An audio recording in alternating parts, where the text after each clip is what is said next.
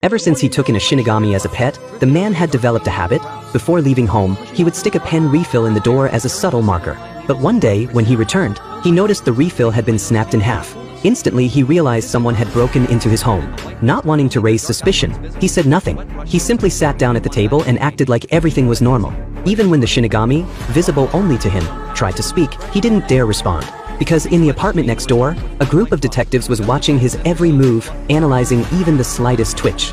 If they caught him talking to someone invisible, he'd immediately become the prime suspect in a string of serial murders. As it turns out, he owned a notebook, one that could instantly kill anyone whose name was written in it. But under the detectives' around-the-clock surveillance that had lasted for weeks, he hadn't shown any suspicious behavior. No one had mysteriously died during that time either. Just as the police were preparing to call off the operation, the lead investigator insisted the man had to be the killer. His reasoning? The only reason there hadn't been any murders lately was because the suspect no longer had the opportunity to act. With surveillance lifted, the killings would surely resume. Right when the team was about to make their move and arrest him early, another bizarre death occurred. The victim died of sudden cardiac arrest. Exactly like the previous cases. Everyone rushed to check the live surveillance feed, only to see the man casually munching on potato chips, perfectly relaxed. It was the ultimate alibi.